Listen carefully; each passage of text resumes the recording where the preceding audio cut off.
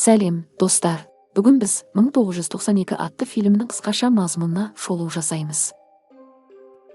Лос-Анджелес, 1992 жылдың сәуір айы. Бұрынғы тұтқын Мерсер қалыпты өмірге оралуға және мектеп оқушысы ұлы Энтонимен қарым-қатынасын реттеуге тырысады. Энтониге қатал әкесі ұнамайды, бірақ анасы мен әжесі жақында қайтыс болғандықтан оның барар жері жоқ. Я понимаю, что мы пытаемся ужиться в тесной квартире. Присматриваемся друг к другу. Мерсер ұлына сабақтан кейін бірден үйге қайтуды бұйырады. Өйткені бүгін қалада тәртіпсіздіктер басталуы мүмкін. Риган мен оның әкесі арасындағы қарым-қатынаста қиын. Ол әкесімен мүлдем араласқысы келмейді, бірақ ер адам 1 жыл бойы тонау жоспарын жасап жүр. Ал тәжірибелі сейф бұзушысыз бұл істі жүзеге асыру мүмкін емес. Мерсер дүкенге кіреді. Сол жерге 2 қарақшы келіп, сатушыға дөрекі сөйлеп, оны балағаттай бастады. Мерсер оларға ескерту жасағанда, қарақшылардың бірі тапаншасын суырып, оны Мерсердің басына тақайды. Дәл осы кезде олардың басшысы кіріп келіп, ашуға булыққан қол астындағы адамды тыныштандырды. Ты не знаешь, кто это? Даже не вздумай смотреть на него. Гангстерлер Мерсерді өздерінің бандаларына қайта оралады деп үміттенген, бірақ ол зауытқа жұмысқа орналасуды жөн көреді. Дәл осы зауытты Риганның отбасы тонамақшы. Өндірісте платина қолданылады, ал қоймада оның $10 миллион тең мөлшері бар. Олардың басты мақсаты сейфті ашу. Оның қабырғаларының қалыңдығы 45 сантиметр, ал құлпы 2 кілтпен код арқылы ашылады. Олар жүк тиеу алаңы арқылы кіріп, содан кейін цехқа өтпекші, ал сол жердегі үлкен сейфте 400 килограмм платина сақталған. Ең бастысы, күзет дабылды басып үлгермеу керек, әйтпесе бәрі бітеді. Лоуэлл бұл істің тым қауіпті екенін айтып тонаудан бас тартты. Күзет пен бақылау камералары тым көп. Мерсер жұмысына келеді. Оның бұрынғы түрмелік тарихына қарамастан, күзетші Джозеф оған жақсы қарайды. Жұмыс барысында Мерсер жаңалықтардан Родни Кингті соққыға шыққан полицейлердің ақталғанын естиді. Қарусыз қара нәсілді жігітті полиция дубинкалармен 50-ден астам рет ұрған. Осы жаңалық тараған соң қалада жаппай тәртіпсіздіктер басталды. Әкесіне берген уәдесін орындап, Энтони сабақтан кейін бірден үйіне қайтты. Ол ашуға булыққан халықты көреді. Аз уақыттан соң алғашқы оқтар атылды. Қара нәсілді тұрғындар дүкендердің терезелерін сындырып, көліктерді қиратуға кірісті. Зауыт директоры жұмысшыларға ертерек үйлеріне қайтуды бұйырды. Риган тәртіпсіздіктер олардың пайдасына жұмыс істеуі мүмкін екенін түсінді. Денис мультфильм көріп, сүтпен бірге жүгері үлпектерін жеп отырған. Дәл сол кезде үлкен ағасы оған жиналуды бұйырды.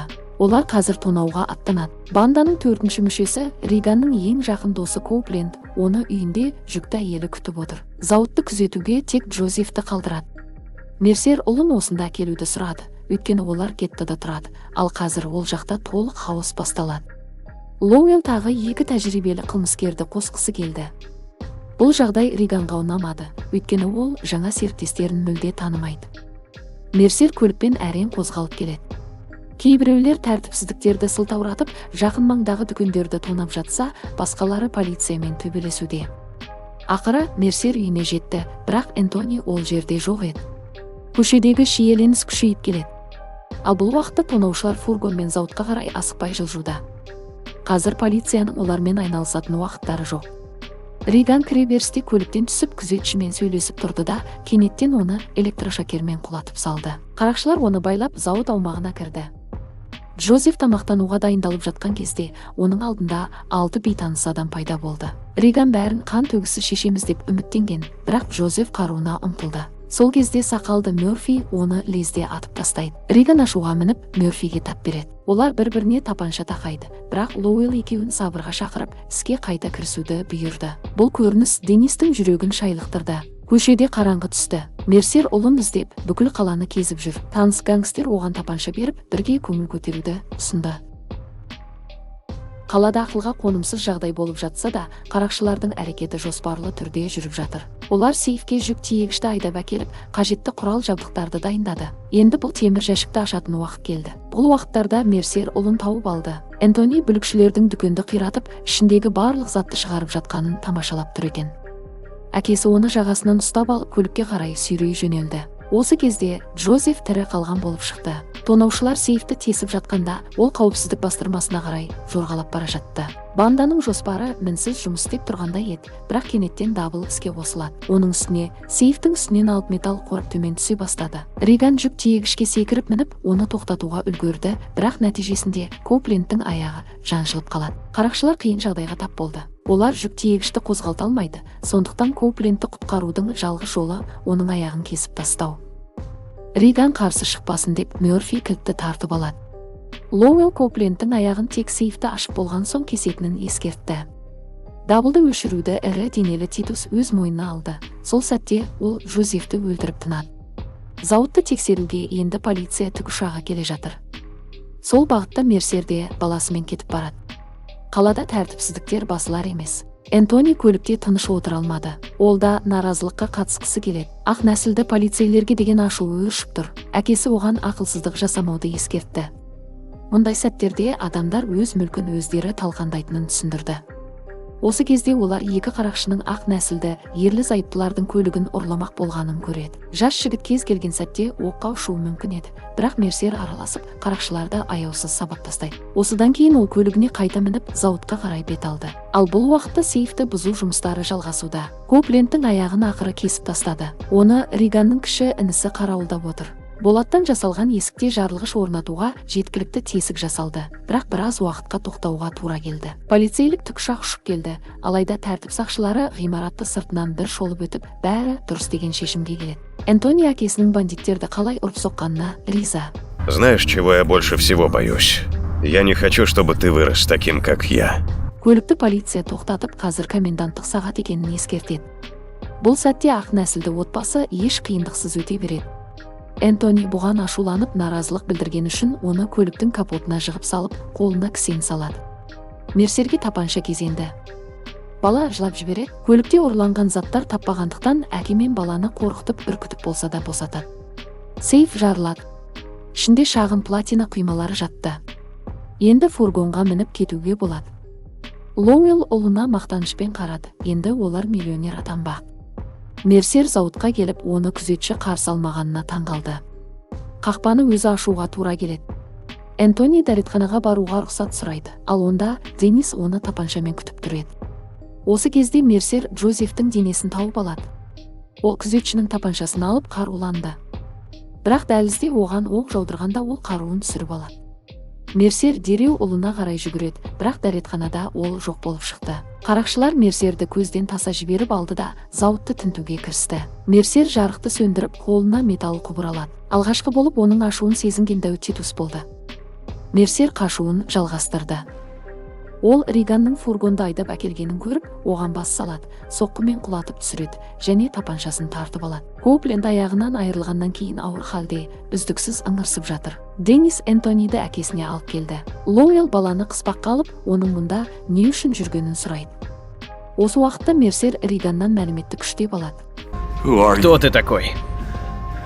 Вы не знаете, с кем связались. Ол қылмыскерді өлтірмекші болды, бірақ кейін райынан қайтып тек есінен тандырады. Мерсер шатыры арқылы цехқа түсіп, баласымен сөйлесіп тұрған күдікті ақ шашты еркекті байқайды. Коупленттің ыңырсуы үдегенде Лоуэлл ашуға мініп, оны атып өлтіреді.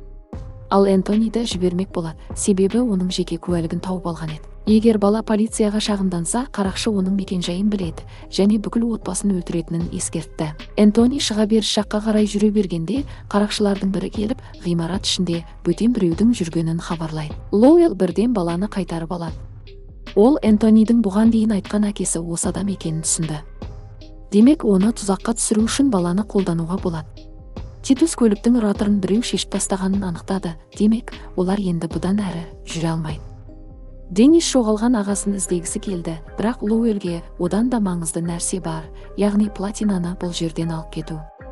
Лоуэлл серіктестеріне платинаны бәрібір көлікке тиеуді бұйырды. Мерсер зауыт маңынан қайта ұшып өткен полицияның назарын аударуға тырысады, бірақ оны бірінші болып Мёрфи байқап артын. Мёрфи Мерсерді ұрып соғып, роторды қайтаруды талап етті. Дәу қарақшы оның тапаншасын қағып түсіріп, екеуі алыса кетеді. Мёрфи темір құбырмен оны сұлатып түсірмек болды, бірақ Мерсер бірінші болып қаруға қол жеткізіп қылмыскерді атып тастайды. Оның денесі төмендегі бандиттердің қасына құлап түседі.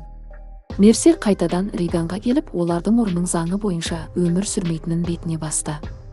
Олардың адамы жараланғанда олар оны бірден өлтіргенін айтады. Осылайша Риган өзінің әкесінің оның ең жақын досын өлтіргенін біледі. Қарақшылар дәлелдерді жоюмен айналысып жатыр. Риган әкесінің қанішер екенін айтып, Мерсердің ұлының әлі тірі жүргенінің өзі ғажап екенін жеткізеді. Твой отец только что убил человека. Если бы я знал, где твой брат, поверь, я бы сказал. Бірақ Энтони кісі өлтірудің куәгері болды, демек, оны тірі қалдырмайды. Лоуэлл тапаншасын балаға кезеп, оны әкесін көмекке шақыруға мәжбүрлейді. Содан кейін ұлын Роторға айырбастауды ұсынды. Риган ескерту жасайды. Оның әкесіне сенуге болмайды, ол екеуінде өлтіреді. Айырбас кезінде Титус бірінші кезекте Роторды алып, оны фургонға қарай алып кетті. Көлік оталған сәтте ақ Лоуэлл Энтониді өлтірмек болады, бірақ күтпеген жерден үлкен ұлы Мерсермен бірлесіп оған оқ жаудырды. Атыс кезінде Деннис арқа тұсынан жарақат алады. Ол бауырымен бірге фургонға мініп, Энтони мен оның әкесін құтқармақ болды. Мерсер қақпаны ашқан кезде бандиттер оларды қуып жетуге шақ қалады. Лоуэллге өз ұлдары емес, фургонға тиелген платина керек еді. Денниске шұғыл түрде аурухана қажет, ал әкесі Титуске көлікті атқылауды бұйырады. Деннис қансырап өледі, бұл көрініс бауырын есеңгіретіп жіберді. Риган жауап ретінде оқ жаудырып жарақат алады, бірақ дәлдеп тұрып Титусты атып тастайды. Енді әкесін өлтіру керек еді, алайда Лоуэлл бірінші болып оқ атып, ұлын құлатты. Мерсер алаңдап қалған кезде басқа көлікке соғылып, фургон аударылып қалады. Қаншер Лоуэлл платина құймаларының үстімен жүріп өтіп, тұншығып жатқан баласына жақындайды. Я сделал все, что мог, сынок. Прости, что этого было мало. Ол ұлын атып өлтірді де Мерсерге бет алды. Алайда оны арт жағынан Энтони атып тастайды. Әкесі мен баласы көлікке отырып кетіп қалады. Энтони жерде үйіліп жатқан өліктерге қарап, жылап жібереді. Ақыры олар үйге қарай бет алды.